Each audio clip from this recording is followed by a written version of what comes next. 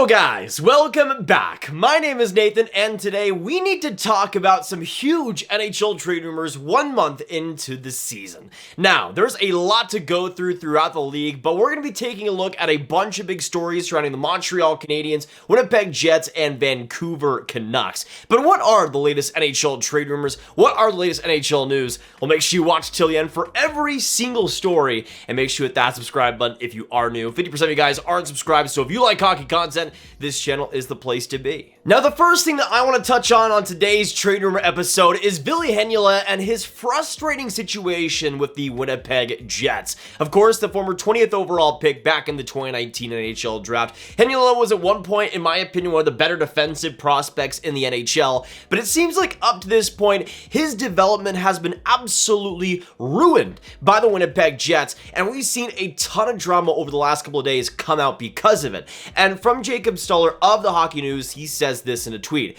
Ville Heinola is growing frustrated in the AHL, according to his agent Elliotte. I think everybody in hockey has seen him play and realizes he's now at the point where he has made an NHL regular expendable. And in this column, in this article, a lot of quotes come out saying about how he's frustrated, how he doesn't want to start in the AHL for this season, how especially going back to Manitoba was a bit of a joke to him, and how things really need to change. And of course, when it comes to Heinola and his situation, he's still 21 years old, but of course, a first rounder, 20th overall by Winnipeg, and a pretty high profile pick for them. And you see over the past couple of years, and in 2019, he was hovering around that half a point per game level in the Liga, which for a defenseman is absolutely incredible. But the tools were absolutely there, and you saw in the U20 World Juniors and the U18 World Juniors that year just how solid and consistent he was. Then the next season, he plays 8 NHL games, and to me, I thought he looked terrific in those games,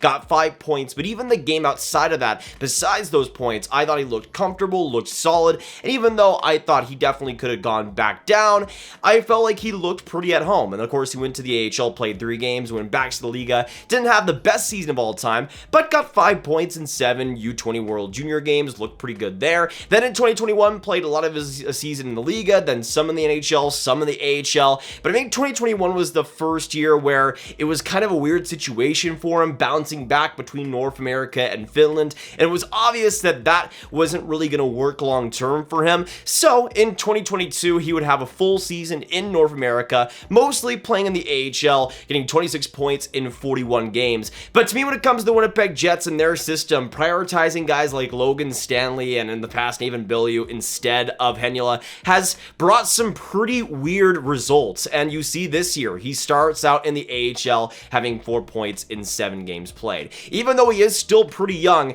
this is one of those players that to me the Jets really need to nail still, and so far it feels like his development has been rather stunted. And we saw, of course, just a couple of months ago with Nils Lundkvist with the New York Rangers requesting a trade because he felt he wouldn't get the playing time that he deserved, and in the future wouldn't get the playing time that he deserved. And requested a trade, got to the Dallas Stars system, and has been a pretty big rejuvenated player, has had a much better role, and is really thriving because of it. And to me, Heinola might be in a pretty similar situation. For the Jets, we've already seen a bunch of trade rumors about them being a lot more of an expendable team, and especially trade-wise, having a bunch of guys on defense that they could want to deal. I think Heinola might be at the top of the list because it just feels like for him in Winnipeg's system, it's just not going to work out. And of course, you got this bit in the Hockey Writers article about some trade rumors around the league and saying that Elliotte Friedman of Sportsnet reports the teams have inquired about available players in the Winnipeg Jets blue line as they seem to have an excess on the roster.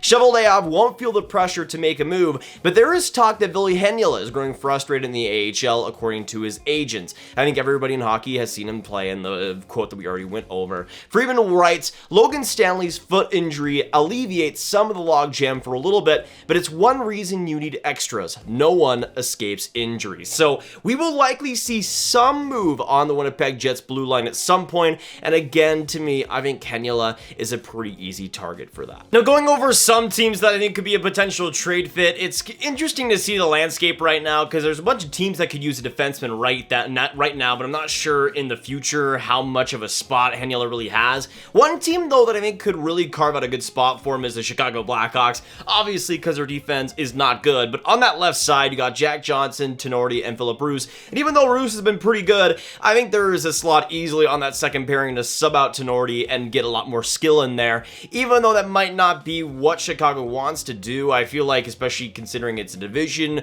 rival, and I'm not sure if there's going to be too much interest in an actual trade, but in terms of a fit, I feel like just having that opportunity and getting a shot is what Heinola needs. And although it's not an exact carbon copy situation like Nils Lundqvist, I think if you give him a middle pair spot, if you give him some power play time, kind of shelter him a little bit to start, I feel like he can do really well in a new organization and really well in just a better situation, all things considered. Now, another interesting story came along with Bo Horvat, who has done excellently so far this year, 10 goals on the season, and especially when you consider the past 30 Vancouver Canucks games, has been one of the best players in the league points-wise. When it comes to Horvat and his discussion, though, of course, with him being a UFA, that's really the biggest thing, is what will we see this trade deadline? Obviously, so far with Vancouver not looking like the contender they want to be, and although there is still time, it does feel like at the same time it feels like Horvat might be still on his way out, especially considering Vancouver's cap situation. There just might not be any chance to be able to re-sign him unless they do make huge moves on that cap, whether it's trading a player like Oliver Ekman-Larsson, which I don't see happening. I don't think anybody's going to be able to take that contract on.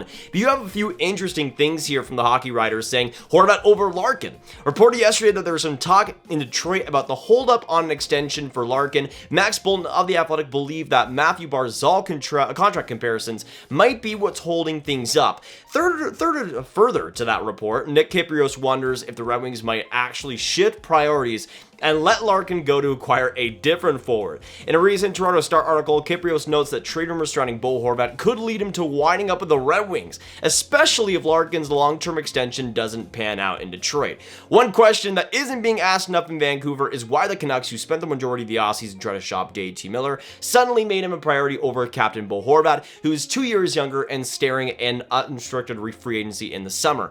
The consistent message I've heard is that it had to do with Horvat rejecting low ball offers that wasn't even close to what other comparable centers earn.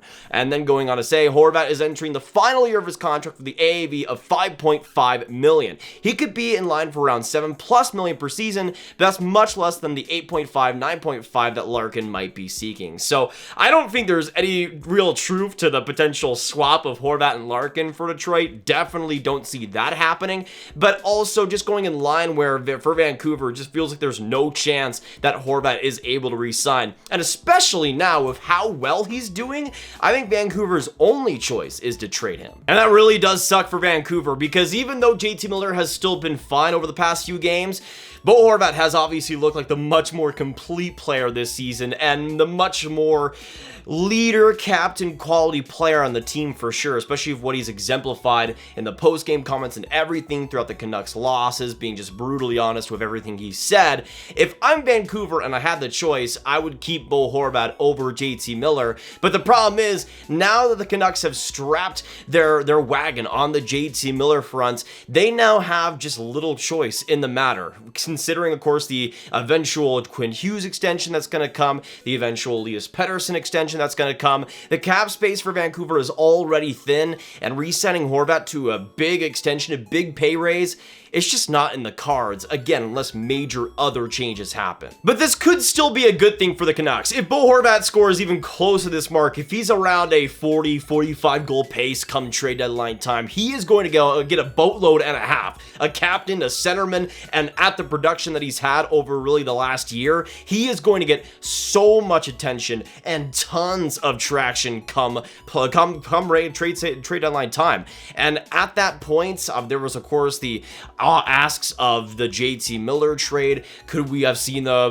Vancouver Canucks getting a first-round pick, a Nils Lundqvist type player? That was kind of what we were thinking back when JT Miller was in trade rumors. For Bo Horvat, especially with the trade deadline looming, to me, you could easily get a first-rounder, a top prospect, maybe even another NHL player on top of that. That's how big the value could be. Now, we also got some more trade rumors now involving the Montreal Canadiens, and going back to another article here from the Hockey Writers, Oilers scouting the Canadiens and could have interest in David Savard. The Oilers have won 3 straight road games, but there's still some chatter the blue line could use a little improvement. Kurt Levens of the Edmonton Journal writes that the team has been out there scouting and potentially taking notes on veteran right shot blue liners that could help. The biggest Oilers boosters would admit the club is missing a certain element on their back end, a right-hand shot, pure shutdown defenseman. I wonder if David Savard in Montreal has caught Ken Holland's gaze. At $3.5 million cap hit, something would have to go out for him to come in. The Oilers have had eyes in Montreal recently, so an interesting little excerpt there.